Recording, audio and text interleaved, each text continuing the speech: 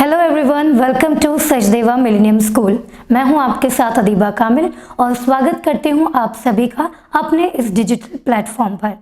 जहां पर हम बात करते हैं एजुकेशनल इश्यूज पर। सर, आज आपके साथ में हम बात करना चाहेंगे उन स्टूडेंट्स के बारे में जो 10th का एग्ज़ाम दे चुके हैं और 11th में उनको अब अपनी स्ट्रीम चूज़ करनी है। अदीबा, जैसा कि आपने पूछा है कि क्लास 10th के बच्चों के लिए आप काउंसलिंग कैसे करेंगे,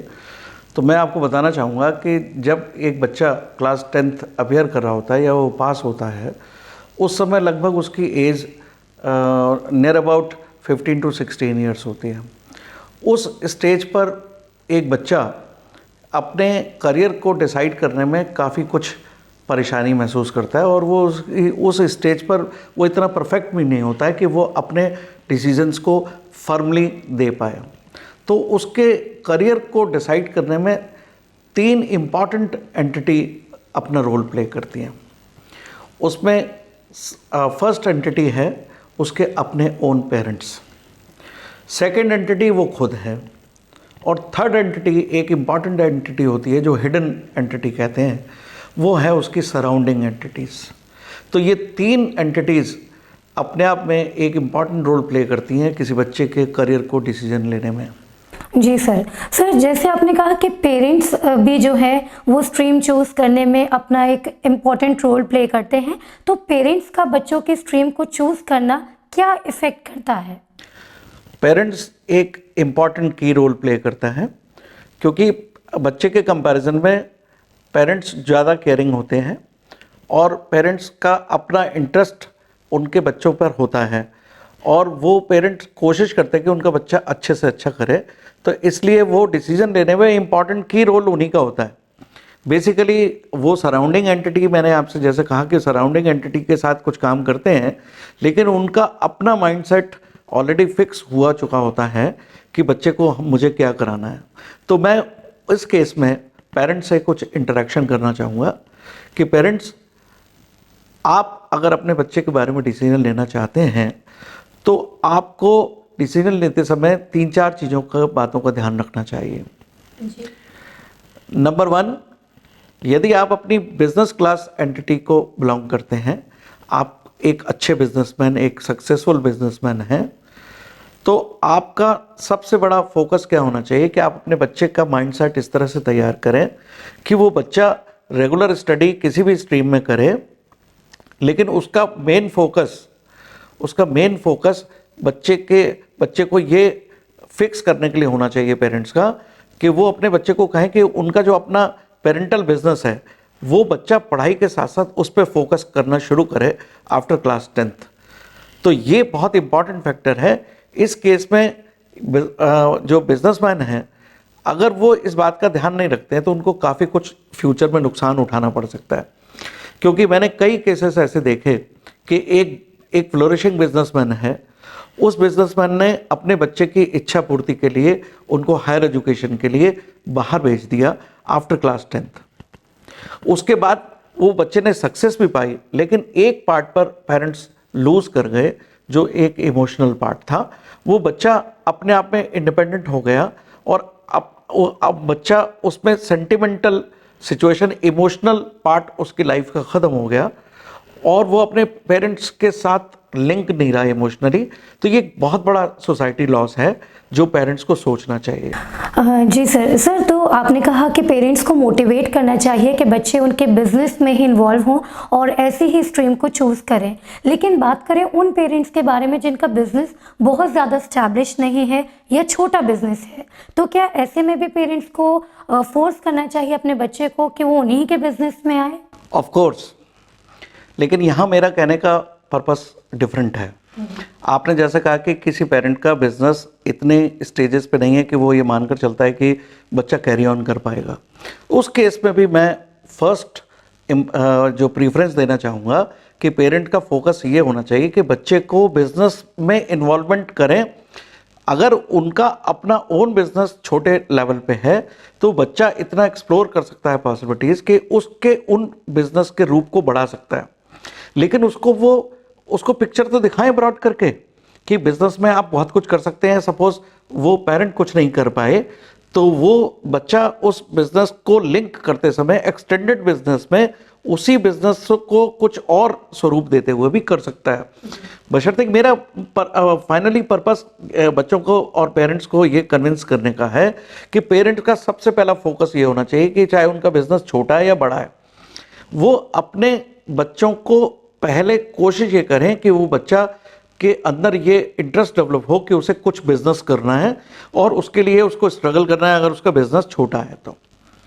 अगर उसके बाद भी बच्चा नहीं मानता है या पेरेंट को ये महसूस होता है कि फाइनेंशियली हम बच्चे को इस्टेब्लिश करने में, बिजनेस इस्टेब्लिश करने में पूरी तरह से नहीं कर पाएंगे हेल्प, लेकिन ये एक गलत सोच है। उस केस में ये जरूरी नहीं है कि एक पेरेंट किसी पर्टिकुलर बिजनेस में बहुत ज़्यादा सक्सेसफुल नहीं है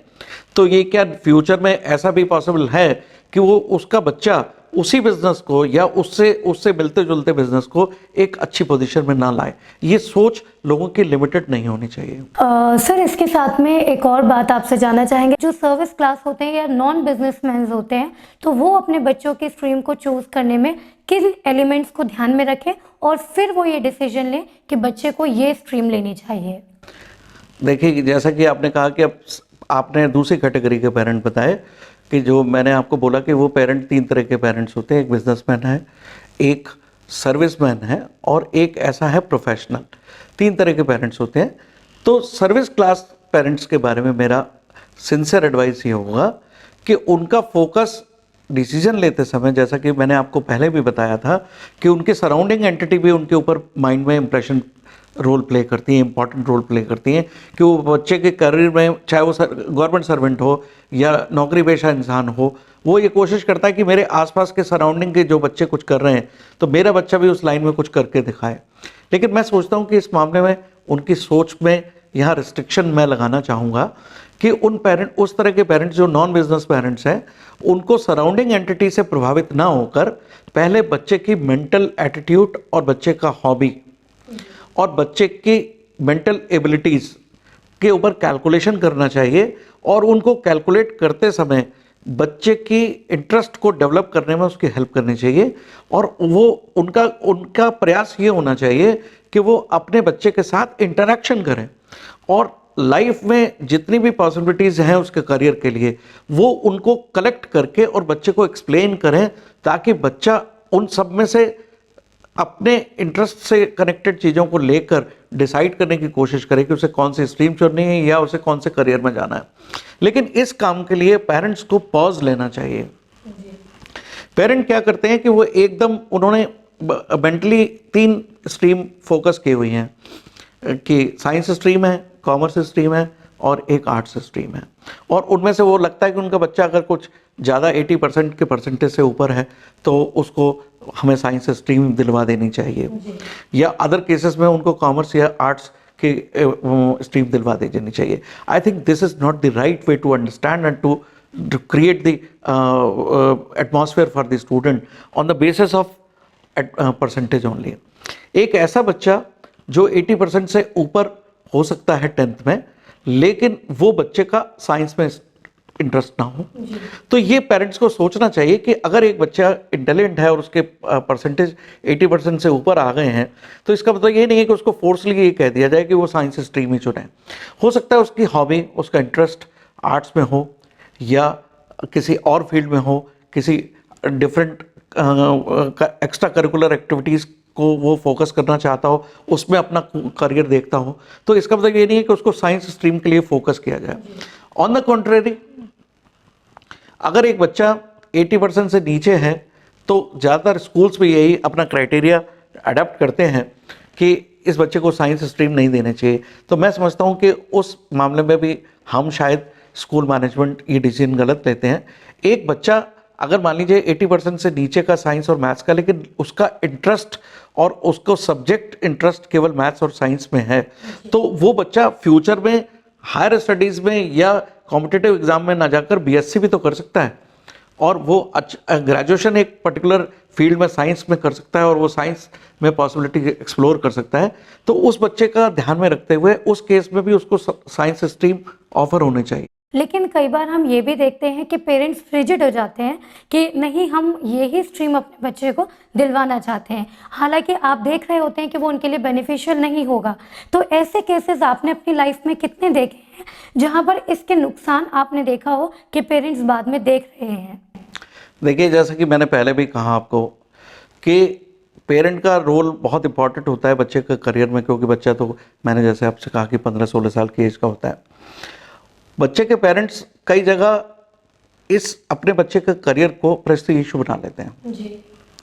और वो सराउंडिंग एंटिटी से फोर्स होकर बच्चे को कहीं और भेज देते हैं कि चाहे उसका मेंटल लेवल लोअर हो, तो वो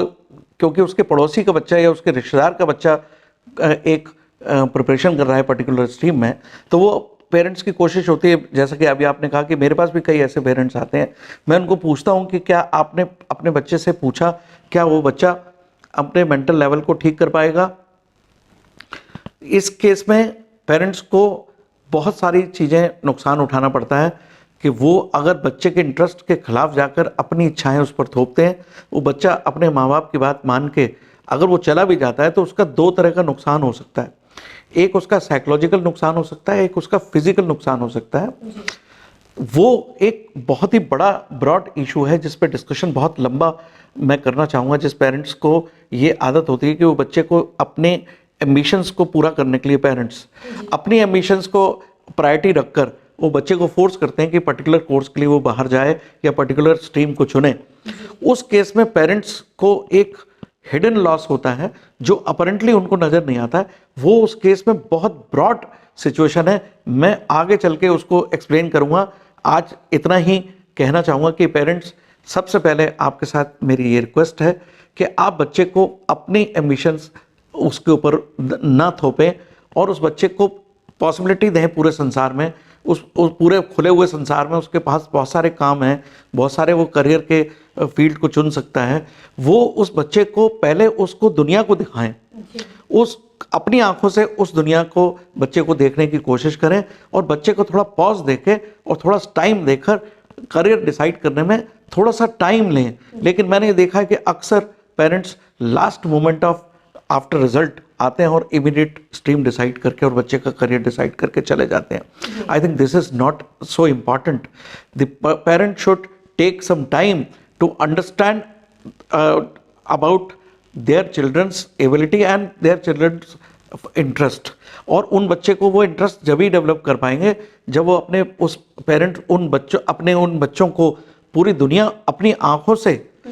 अपनी आंखों के जरिए उनको दिखाना चाहेंगे कि देखिए इस फील्ड में ये पोजीशन है, ये फील्ड में ये पोजीशन है। तो शायद हो सकता है बच्चा उस दुनिया में अपने को सपनों में खो के कुछ अपने टारगेट फिक्स करने की कोशिश करे, तब वो डिसीजन ले पाए, तब शायद मैं समझता हूँ कि बहुत सही डिसीजन होगा। तो पेरेंट्स से मेरी रिक्वेस्ट है कि इस केस में वो बहुत जल्दी ना करें। जो उनके मेंटल लॉसेस, अगर वो डिसीजन जल्दी लेते हैं, उसमें जो बच्चे का लॉस होगा मैं उसमें नेक्स्ट एपिसोड में बहुत